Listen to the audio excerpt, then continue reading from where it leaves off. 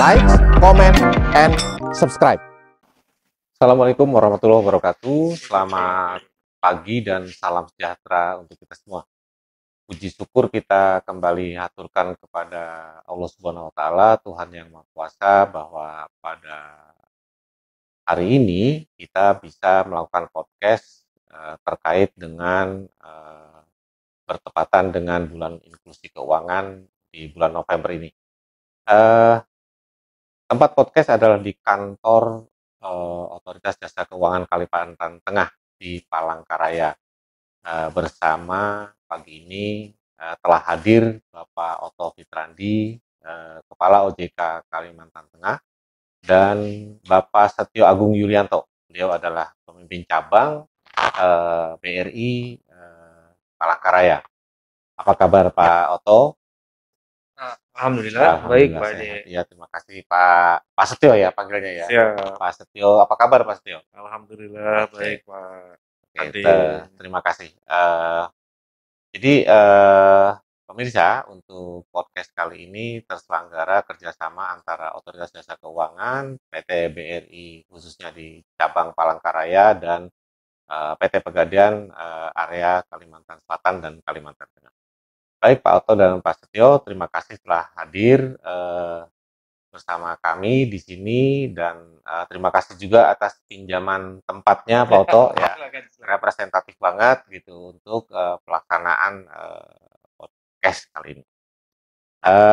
Terkait dengan masa pemulihan atau tentang new normal ini, yang pertama saya ingin bertanya kepada Pak Agung, Pak, terkait dengan ini.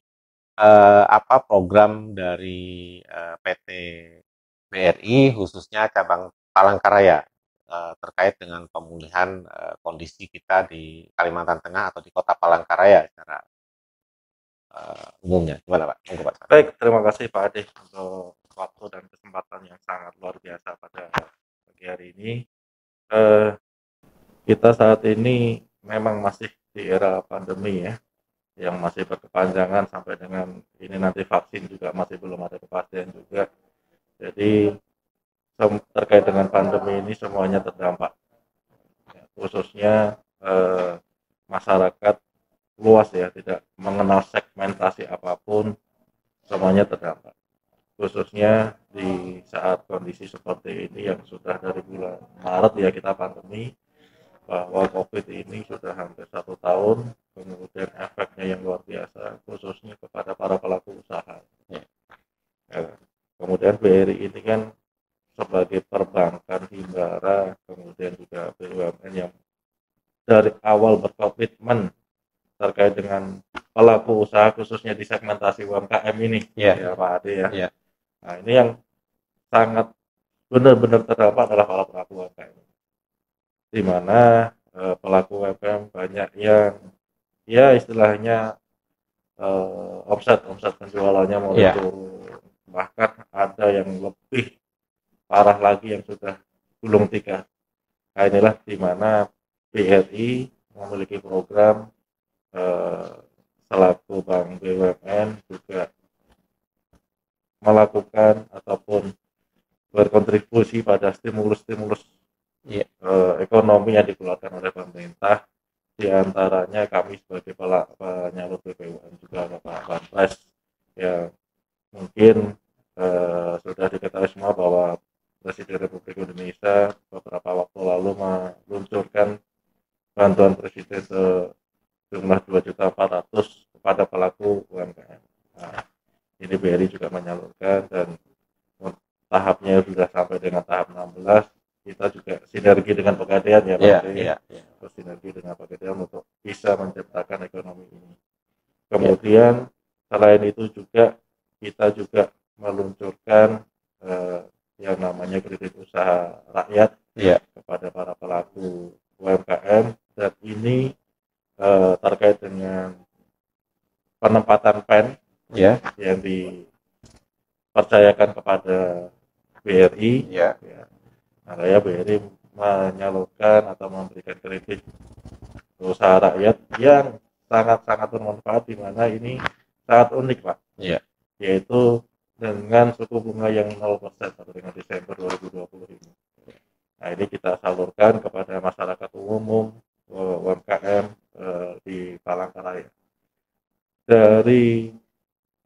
apa namanya, diluncurkan ini di 2 bulan kemarin, kami BRI Palangkaraya sudah menyalurkan kredit usaha rakyat super mikro ini Pak, Ya.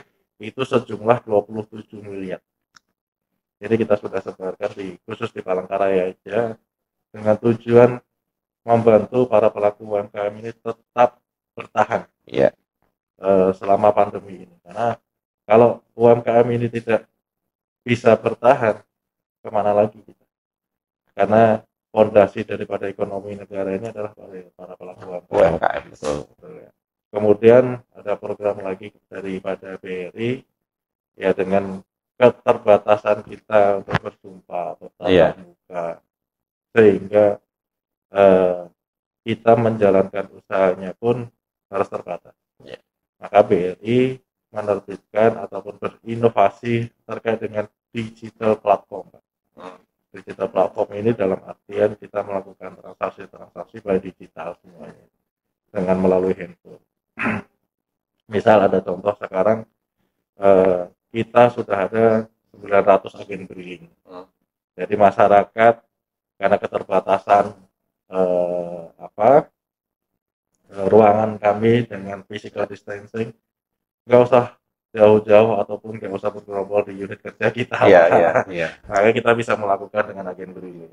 Dan dengan agen briling ini kan bisa 24 jam mungkin ya, karena agen-agen kami ini buka Sabtu Minggu pun juga buka.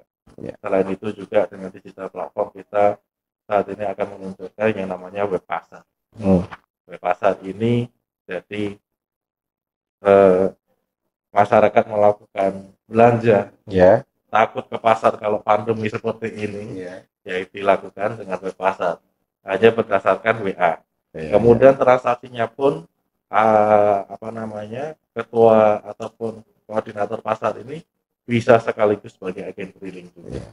Nah, seperti itulah program-program kami selama pandemi, agar perekonomian khususnya di Palangkaraya tetap bertahan atau bahkan bisa untuk tumbuh walaupun sebesar ataupun sekecil apapun.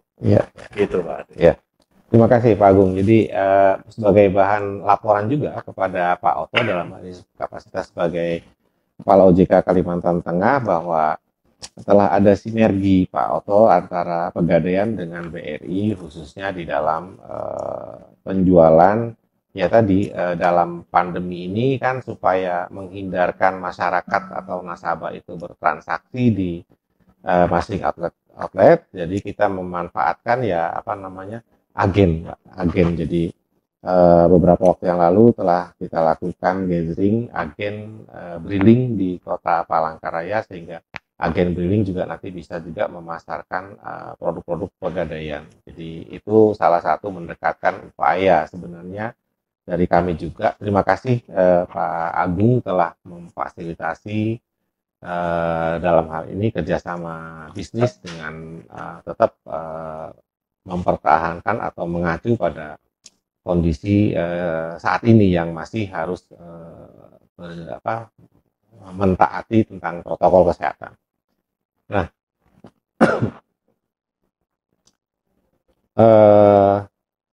terkait dengan program agen briling dengan Pegadaian, Pak Oto, ini kan sudah ada sinergi, jadi sudah terjadi di beberapa kota Palangka, di Kalimantan Tengah ini terjadi di Palangka, dan beberapa waktu yang juga terjadi di Barito Selatan, di Buntok, yang wilayah Kalimantan Selatan. Mungkin akan bertahap, mungkin akan ke kota Sampit maupun di Pangkalan. Nah, Pak Oto sebagai regulator OJK dalam hal ini, kami mohon tanggapan nih Pak tentang kerjasama ini, sehingga kan bagaimanapun bentuk kerjasama ini kan harus pengetahuan dari pihak OJK, Pak Oto. Silakan Pak Oto, monggo. Terima kasih Pak Ade. Saya kira ini merupakan sinergi antar BUMN yang sangat baik ya. Suatu terobosan yang memang saya kira diperlukan pada saat ini. Kita berharap bahwa sinergi yang dilakukan antara BRI dengan Pegadaian juga tentunya akan membawa manfaat bagi masyarakat. Karena juga dengan sinergi ini kalau kita lihat bisa menghilangkan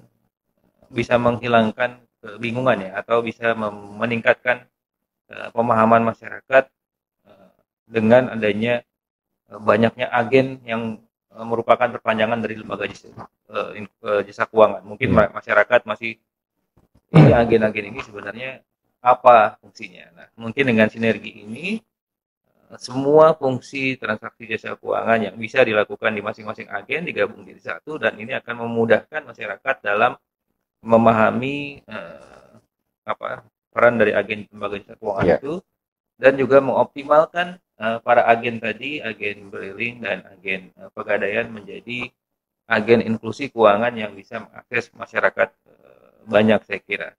Dan selain itu sinergi ini sebenarnya sinergi yang sama antar BUMN sebenarnya kami juga sudah terapkan di kawasan food estate, namun dengan lembaga jasa keuangan yang berbeda. Tetapi saya kira sinergi antar BUMN itu masih banyak yang bisa dilakukan. Tidak mungkin tidak hanya BRI dan Pegadaian. Saya kira bisa ditiru atau diikuti oleh BUMN yang lain. Selain itu, saya kira dengan adanya sinergi ini dan dengan bertambahnya fungsi atau kewenangan agen dalam melakukan transaksi yang lebih luas, saya kira ini juga menjadi suatu suatu hal yang sangat menguntungkan bagi para agen tersebut dengan meningkatnya pendapatan mereka, dan bisa menjadi salah satu jawaban saya kira untuk alternatif untuk mendapatkan penghasilan lain di saat pandemi COVID ini. Saya kira ini suatu hal yang luar biasa, Pak Ade. Ya, jadi memang saat ini yang paling bisa diandalkan adalah memperpanjang jaringan kita, salah satunya dengan agen. Jadi kalau agen Pegadaian memang belum terlalu banyak, tapi agen briling kan jumlahnya sudah sangat banyak ya, Agung, sehingga masyarakat lebih mudah mengakses produk-produk baik dari BRI maupun Pegadaian, juga tetap menjaga yang namanya social distancing.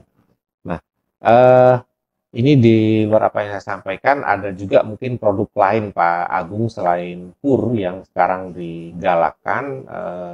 Saya dengar sih ada kata namanya Supermi ya, Pak Agung. Super Mikro. Super Mikro. Jadi Supermi itu bukan merek mie instan, tapi Super Mikro. Nah, ini produk yang sangat cerdas menurut hemat saya. Kalau boleh Pak Agung bisa menyampaikan sehingga masyarakat tidak bingung nih antara KUR, antara Supermi dan sebagainya. Monggo silakan Pak. Terima kasih. Memang tadi sudah saya sampaikan program dari BRI di pandemi ini untuk bisa membantu para pelaku usaha khususnya UMKM. Kami dari BRI meluncurkan namanya KUR Supermi. Bukan produk ya, tapi ini KUR Super Mikro. Mengapa Super Mikro? Karena BRI sendiri juga ada namanya KUR Mikro. Kalau Super Mikro ini skalanya kecil, maksimal plafonnya adalah 10 juta. Kemudian diberikan kepada para pelaku usaha UMKM yang belum pernah kenal dengan bank, gitu. Belum kenal dengan bank. Dan ini diluncurkan dengan Super Mikro lagi, Pak, terkait dengan suku bunga. Karena ini sudah disubsidi pemerintah. Kalau Super Mikro juga sudah ada subsidi pemerintah, tapi ini disubsidi lagi oleh pemerintah. Karena suku bunga sampai dengan Desember 2020 ini nanti adalah 0%.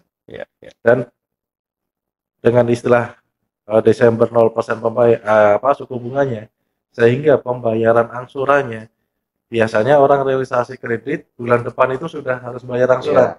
Nah, ini Super Mikro lagi dari BRI, KUR ini, bahwa pembayaran angsurannya nanti di awal tahun 2021, jadi Januari. Ini begitu stimulus yang sangat ampuh lah istilahnya untuk para pelaku UMKM ini. Nah, para masyarakat yang ingin atau membutuhkan pinjaman untuk tambahan modal kerja untuk bisa bertahan selama pandemi ini sambil kita juga recovery untuk COVID sambil menunggu dengan adanya vaksin. Nah, ini silahkan untuk ke BRI terdekat untuk bisa kami layani dengan KUR Super Mikro. Karena ini stimulus yang bertubi-tubi.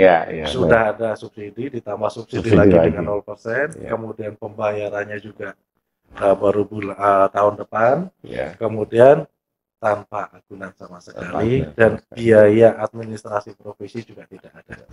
Ini yang bisa dimanfaatkan ataupun bisa diberikan kepada para pelaku untuk bisa bertahan selama COVID-19 ini.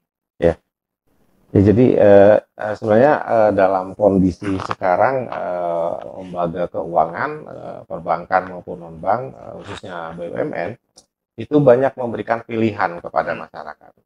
Baik tadi yang disampaikan oleh Pak Tio tentang apa KUR, ada Supermi dan produk-produk lain, sehingga masyarakat lebih mudah diharapkan untuk mengakses dalam rangka memulihkan kembali sektor-sektor ekonomi yang agak melemah mungkin pada saat terjadinya COVID-19 kita.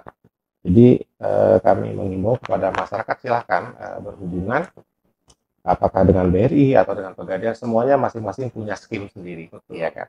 Sehingga kembali lagi pasar yang akan memilih, masyarakat yang akan memilih, ujungnya sih berharap baik BRI maupun Pegadaian maupun OJK tentunya berharap bahwa masyarakat bisa pulih kembali ekonominya seperti sedia kala. Nah, Pak Oto, terkait dengan ini bulan inklusi keuangan ini tentu saja kita tidak bisa melupakan dengan investasi, Pak Oto. Masih terdengar di mana-mana investasi yang tidak normal sebenarnya ya, yang sangat merugikan kepada masyarakat. Mungkin Pak Okto bisa memberikan apa namanya himbauan atau statement tentang bagaimana konsep berinvestasi kepada masyarakat. Monggo Bapak. Ya, saya kira Pak Ade, dalam situasi pandemi COVID ini tentunya pengelolaan keuangan itu sangat dibutuhkan dalam menjalankan kehidupan sehari-hari. Namun demikian tentunya terkait dengan kebutuhan investasi ini akan kembali kepada individu masing-masing. Tetapi kalau kita lihat justru manfaat investasi itu kalau kita sudah lakukan sejak awal atau sejak dini dalam situasi pandemi COVID ini kita akan memperoleh banyak manfaat sebenarnya. Nah, tapi sekali lagi tidak ada kata terlambat sebenarnya untuk melakukan investasi. Meskipun ini dalam situasi pandemi COVID hanya mungkin kita bisa menyesuaikan dengan situasinya gitu. Mungkin bisa menurunkan jumlah yang harus diinvestasikan atau presentasinya. Malah memang yang harus kita ingat adalah dalam pandemi COVID ini jangan sampai seluruh kegiatan ekonomi berhenti termasuk berinvestasi. Malah tetap harus berjalan karena agar iklim perekonomian yang baik itu tercipta termasuk pada industri keuangan. Nah, kalau kita lihat kan sistem keuangan Indonesia itu sangat memiliki peran penting terhadap kondisi perekonomian di negara kita. Dan ini juga terjadi di negara yang lain bahwa sistem keuangan menjadi backbone dalam perekonomiannya masing-masing. Sudah menjadi tugas kita bersama untuk menjaga agar kondisi jasa keuangan itu tetap stabil, saya kira Pak Ade. Nah, bagaimana peran masyarakat? Peran masyarakat bisa dengan hal-hal yang sederhana, misalnya dengan investasi. Kenapa investasi itu juga mempunyai peran dalam perekonomian? Karena dengan uang yang kita investasikan itu akan dikelola dan disalurkan kepada pihak lain yang membutuhkan, sehingga perekonomian tetap dapat bergerak secara positif. Nah, ini kan suatu peran yang mungkin kita belum memahaminya, tetapi sangat penting sekali bagi perekonomian kita. Namun yang perlu kita tekankan adalah dalam mengelola investasi yang ada itu harus kita memahami dulu produknya sebenarnya. Jadi kita memahami produknya, baru kita pilih sebenarnya instrumen investasi yang paling cocok dengan keperluan dan karakter kita masing-masing. Tentunya investasi tadi harus dilakukan kepada lembaga jasa keuangan formal yang telah terdaftar dan diawasi oleh OJK.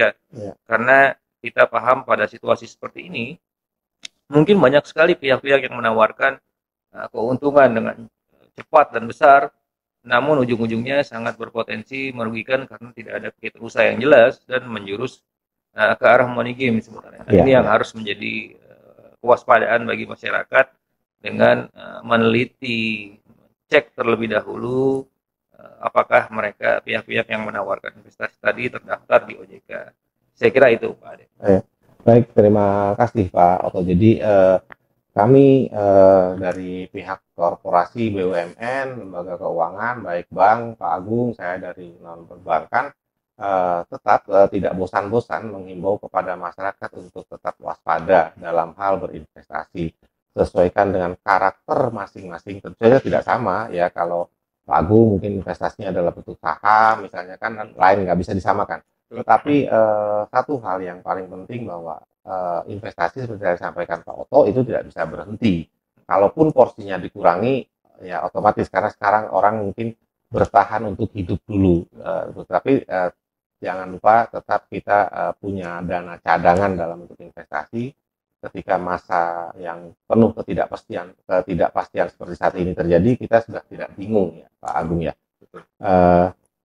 Pemirsa dan masyarakat khususnya di Kalimantan Tengah, umumnya di Republik Indonesia, bahwa tadi bincang singkat kita dalam bentuk podcast dengan Pak Oto Fitrandi, Kepala OJK Kalimantan Tengah, dan Pak Setio, pemimpin cabang BRI Palangkaraya. Terima kasih Pak Oto, terima kasih Pak Agung, Pak Setio ya. Mudah-mudahan Bapak berdua adalah tetap sehat dan tetap semangat untuk tetap kita memberikan inklusi keuangan kepada masyarakat. Tidak hanya saja ini di bulan inklusi aja, mungkin ya hampir sepanjang bulan, sehingga kita harus terus mengingatkan kepada masyarakat. Dan kita semua berharap bahwa masa pandemi ini segera berakhir. Amin. Ya, supaya kegiatan di Republik ini berjalan kembali seperti biasanya.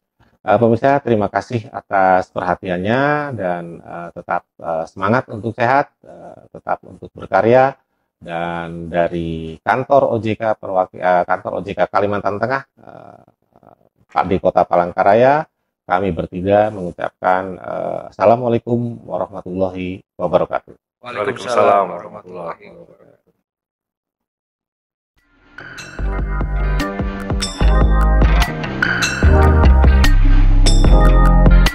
Like, comment, and subscribe.